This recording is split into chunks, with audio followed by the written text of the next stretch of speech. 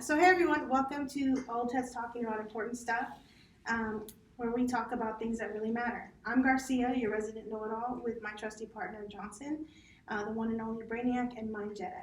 On today's episode, we'll be talking about rap, where it started, how it expanded, and how it evolved or devolved over time. But before we can talk about rap at all, we have to understand where it began. For that, I throw the mic to the child of rap's birthplace, the Mecca of rap, New York. Johnson, can you lay down some knowledge for the people? Long story short, New York City is the birthplace of rap and hip hop. Specifically, a little community in the South Bronx in the late 70s, probably around 77, 78. A guy named DJ Kool Herc playing with some turntables, and the sound came out and it was different, and he ran with it and invented hip hop essentially. It happened at a block party. Hip hop really took off in 1979. There is a song called The Rapper's Delight. The original song is about 15 minutes long, about 14 minutes and change. But that was hip hop's foray into modern music, into pop culture, and things just blew up from there. Hip hop has literally been around as long as most of your parents, so that's kind of where it started. Like it's the birthplace. It's where everything. It's the epicenter, if you will, of hip hop, modern hip hop, whatever that is now. But we'll get there later. Yeah. So. Well, and it definitely was considered the one and only place for rap for a very, very long time. And so we all do have to give props to New York for being like the Holy Land, the place of rap. But for me, as a kid that's from Texas, I wasn't really listening to music from New York. In reality, I was more of a child of rap that was from the West Coast. It was from Texas. It was from Louisiana, Georgia, and other places like that. And it really had its own distinct sound, from gangster rap, NWA, California, and, with Death Row and Tupac. Tupac to me is king. There's people that would argue that. Tupac is from New York, right? He is, but he calls his home California. And in reality, a lot of people try to say that he represented Los Angeles, but in reality, he was more from Oakland. So California claims him. He is king of West Coast rap. But then I also was listening to things like UGK. I was listening to Ghetto Boys from here in Texas that had its own really distinct sound. Juvenile and Master P from Louisiana. You had Outkast and Ludacris and T.I. from Atlanta. And then I was even listening to like Bone Thugs from, from Cleveland, and Common, from Chicago. So I had a very different experience with that. But I think what they all had in common was that there was meaning to the raps. There was the sound, everything was important, what it represented. They were all distinct. You knew where they came from, and they all had something to say. And I think that's kind of where rap is starting to change a little bit. So some people say that rap is evolving, and it was for a while. It evolved outside of New York into the rest of the United States. But some would argue that it's starting to devolve. Chuck D actually said from Public Enemy, rap comes from humble beginnings of rebelling against the status quo. Now rappers have become the status quo themselves. You can't rebel against the queen and then become the queen yourself. So do you agree? Do you think that rap is now becoming the status quo? Well, what you have is you have to take a look at the beginnings of hip hop and what it was supposed to be. In a sense, it mimicked a lot of other, I guess the word would be not radical, but other music genres where it was about an expression against what was going on in society, or what, not against, but what was going on in society. So rap started as, its actual beginnings started as a party. It was about fun. It was about, hey, this is different. This is something new. Because there are different phases to rap and hip hop that a lot of people don't know about. You have obviously you have rapping. You also have DJing. You also have b-boying. You also have graffiti. There's an artistic component. There's a dance component. That's not just rhyming words together. So it was as much about artistic expression. And then what quickly happened was rap artists saw a way to use that artistic expression to talk about what was going on in their lives. Yeah. And that's where it really became a representation of what everybody was living on a daily basis. So as rap evolved past New York and you started going down south, they did the same things in the beginnings, like in the beginnings of hip hop in the 70s, 80s, definitely in the 90s, what's called the golden era of hip hop. You had rappers saying, "Hey, this is where I'm from. This is what's going on in New York, but here's what's going on in Louisiana. Here's what's going on in Georgia. Here's how we live in Texas. Here's what we deal with on a daily basis on the West Coast." NWA. When you look at the evolution of the gangster rap movement, it wasn't about them just being gangster. It was about if you really listen, here's what we deal with: police brutality, which is bi-coastal, systemic racism, race in the justice system. They were dealing with that on the West Coast too. They just were saying it in a different way, but they were still giving a glimpse into their daily lives. However, as time has gone on and the commercial success of rap has increased, it became more about being commercially viable than being artistically representative, if that makes sense. Yeah, and I definitely agree with that because one of my favorite series is Hip Hop Evolution, and when they talk about West Coast rap, they talk to Ice-T, and he talked about how it was heavily influenced, not just that he said it was influenced by the gang culture first, and then the sounds, which was more techno on the West Coast, and so that's why it sounded so different. And then when they talked to the Ghetto Boys from Texas, they talked about how they just wanted something to represent themselves, then that Southern drawl, the things that affected their lives on a daily basis, and that changed what they were talking about and how they talked about it.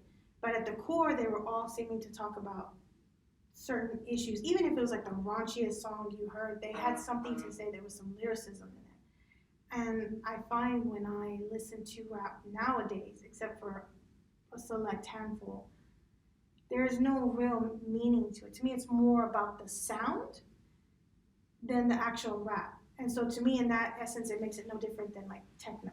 Because techno is more about the beat, the sound. You don't have to have words to that to jam to it. To where, to me, rap was always at its heart about the lyrics, the words. Well, to be fair to modern hip hop, they still have their message, right? It's not anything, they're not necessarily talking about anything different than what Mobb Deep was talking about and what NWA was talking about. So in that regard, I'm not going to sit here and say that it's some complete 180-degree turn from what hip hop used to be.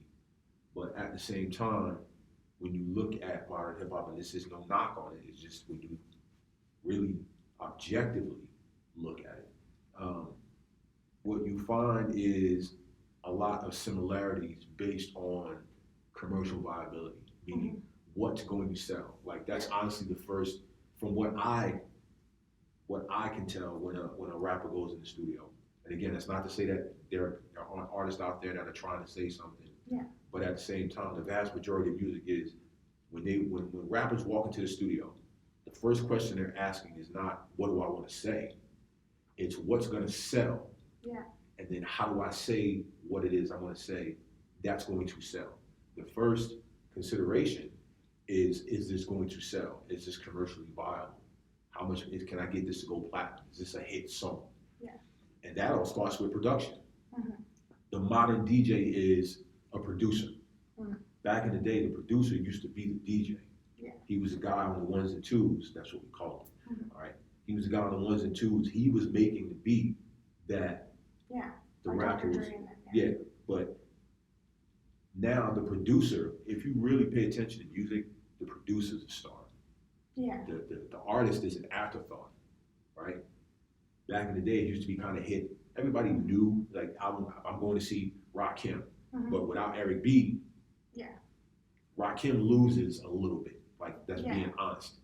Without Eric B, Rakim loses a little bit. If you take away what Eric B was doing Yeah. on the turntables, Rakim doesn't sound the same. He's still Rakim, Mhm. but he doesn't sound the same. He just Yeah. sounds a little bit different. So now it's about the producer.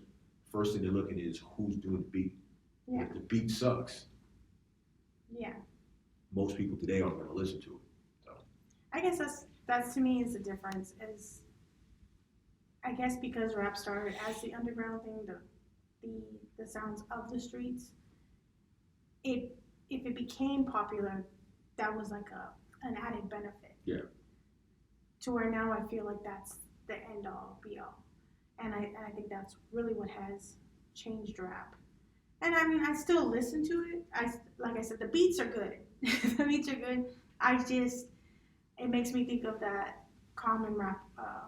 I used to love her, where everybody thinks he's talking about a girl, but he's actually talking about the way rap has evolved and how he misses the original aspect of it. As she went through her phases, her gangster rap phases and everything.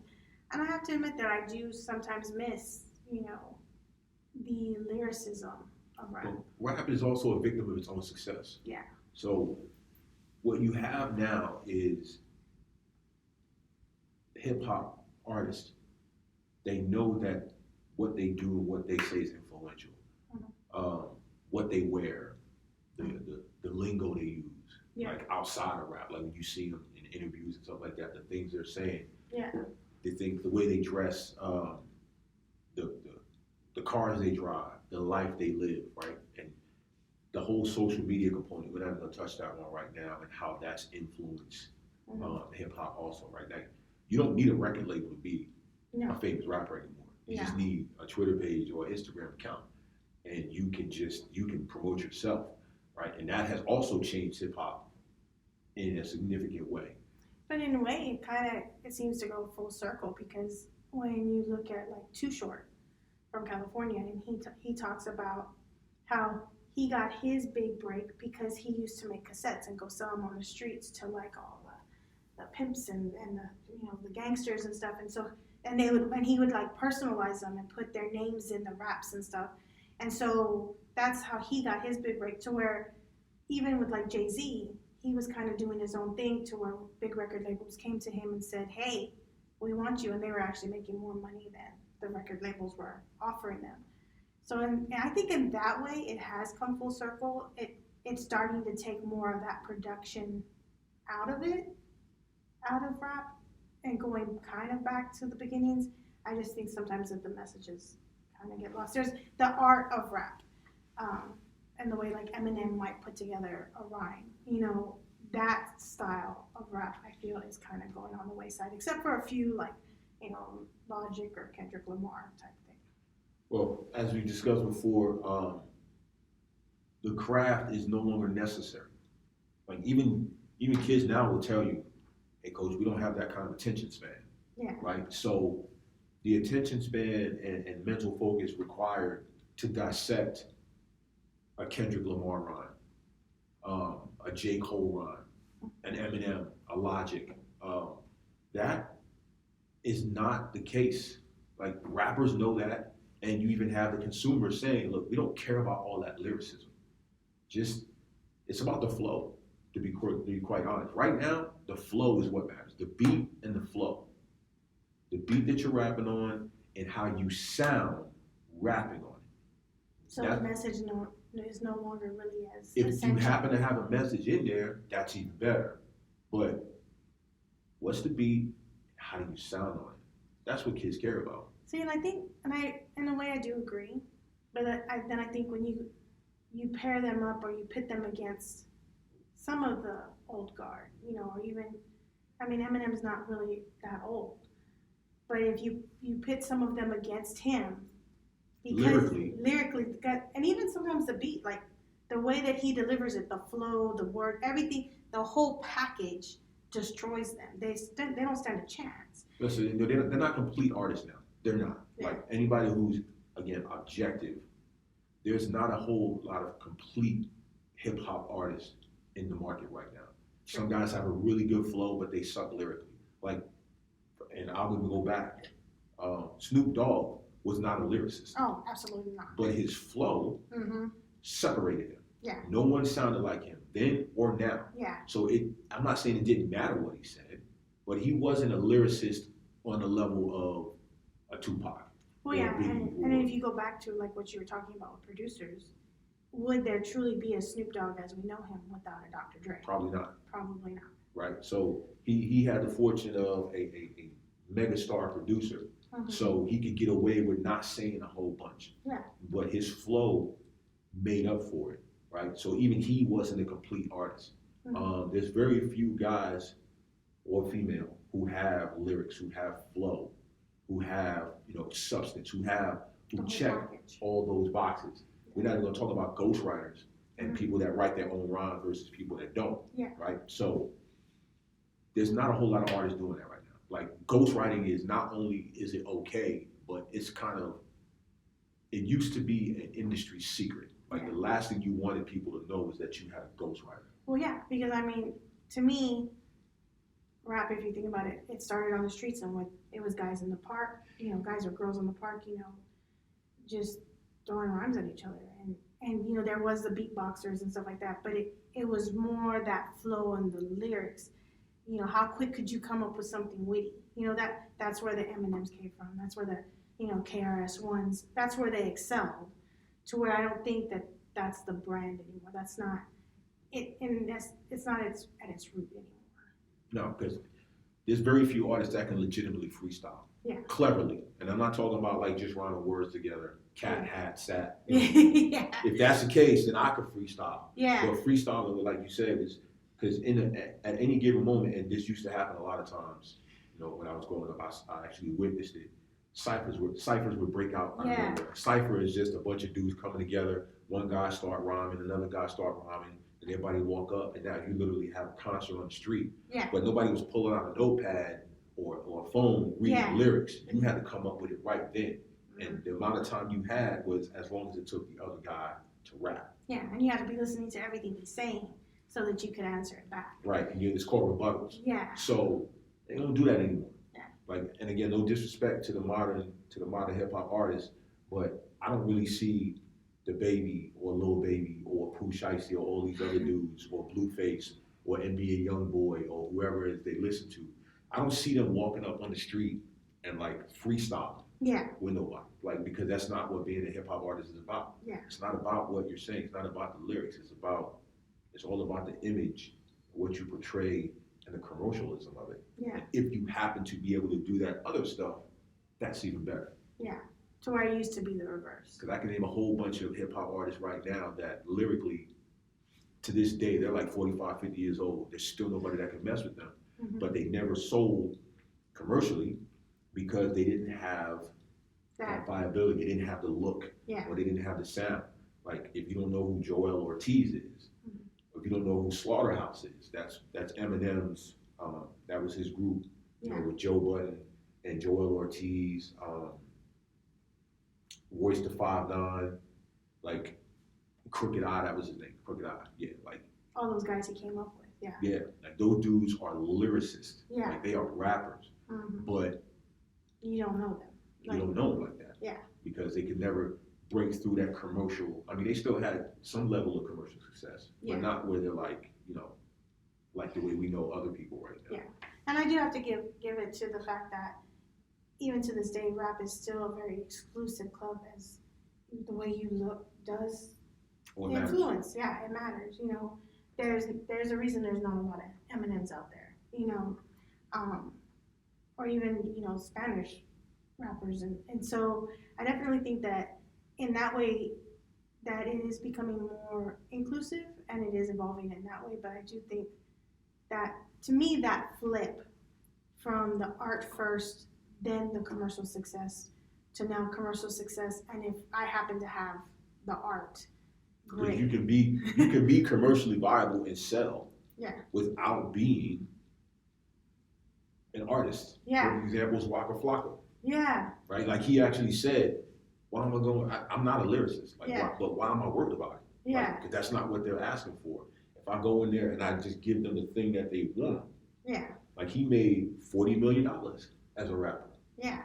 Not being a lyricist. Like he has said in interviews, I don't do that. I'm not a writer. Yeah. But I didn't need to be. I just needed to give them something, the consumer, what they wanted. Yeah. They could care less about what I was saying. Yeah. What's the beat sound like? And I definitely think too, with our attention span as it is now, it's hard to be a lyricist, because lyricists are wordsmiths by nature, and wordsmiths like words, and people just aren't ready to listen to words right now.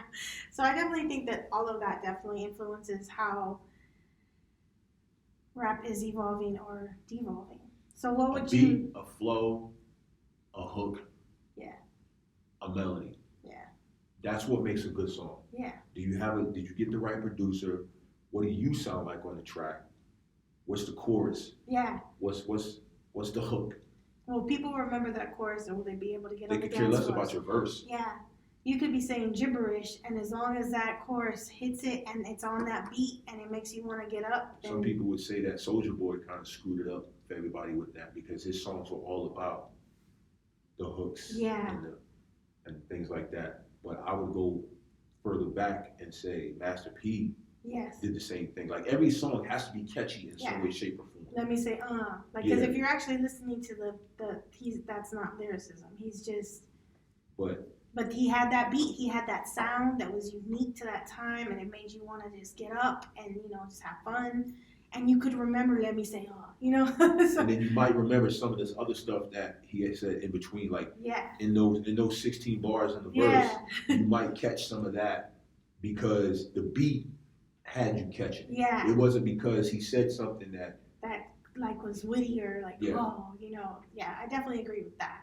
I definitely. And so if you had to say evolve, devolve, what would you say?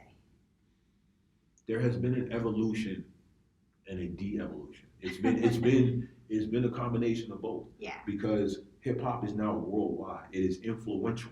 Yeah. Like you can't. There's Chinese rappers. There's Japanese rappers. But see, the thing is, there's always been that. Yeah. There's always been that. Like hip hop has never been exclusive. It started in the African American community, but it's never been exclusively African American. That's just where it started.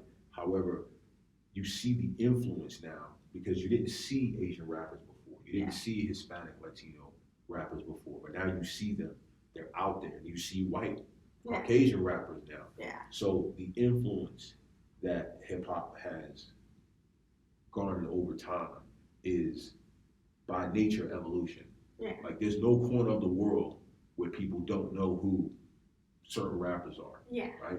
If you go to Asia, Japan, China, Korea, right? They have breakdancing contests still to this day, right? So in that regard, it's absolutely evolved. The art of hip hop has definitely gone backwards, I would say. The art that is hip hop and crafting rhymes and really expressing, like every once in a while you'll get a song that's, thought provoking, or you'll hear a lyric that is thought provoking. But by and large, the art and craft of hip hop has definitely de-evolved over time. But that's inversely proportional to the commercial success. Like as it's become more about selling and profitability, I could care less what you're saying as long as you sell. Yeah. Like you could get in the studio and do a click track. Like, but if it's gonna sell 1 million records, go do that. Yeah. You know what I'm saying? So I definitely agree. So it very much seems that as we've discussed the birth of rap, we've discussed how it expanded outside of New York. And then, we had a serious discussion on whether it's evolving and devolving. I agree with you. I think it's that saying, was it one step forward, two steps back? As it evolved to become more inclusive and more mainstream, obviously the art took 2 steps backwards and, took a backseat to likability, pretty much, because sometimes the words made them not so likable. But definitely, like I said, I miss the old rap. I wish it would make a comeback, but if it doesn't, I mean, it kind of is. It kind of is. I think you have to find the ones that are doing it. Because what you have is You still have a lot of the old guard, but at the same time, a lot of artists now. There are some artists. I won't say a lot of artists. But there are some artists that are maintaining the art and craft of it, and it's a small pocket now.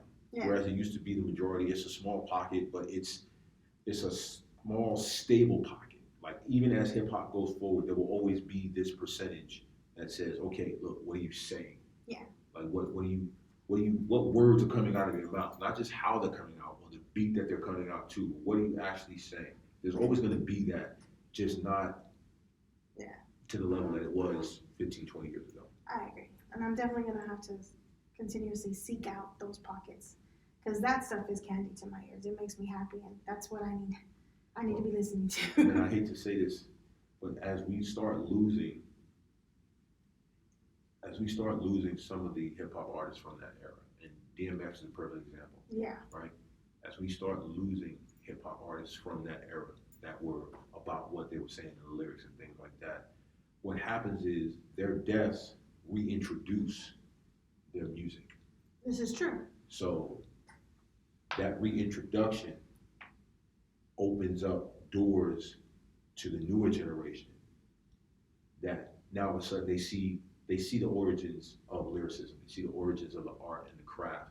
So now they start going back to that. Yeah. So what you will eventually get is kids that, okay, well, my mom and dad used to talk about DMX a lot. So now I'm going to go back and listen to DMX. And then they're like, oh, okay. Yeah. Oh, okay. That's what I was thinking. So now as they become artists, they have that influence. It's not just the babies and the little babies and all these artists now, because like my kids know all about that stuff. So if they decide to become rappers, there is a lyrical foundation. I'm not saying anything wrong with them, with anything that they listen to, but it sucks that it takes for the death of a DMX or the death of a Shock G or the death of all these artists, but it does reintroduce what they did to a generation that otherwise wouldn't have gone back. Yeah. And that when you were talking, that just brought to mind, DMX and Shock G, and how those were household names when I was growing up. And then, but if you ask most students back then, they're not going to know it now. Yeah.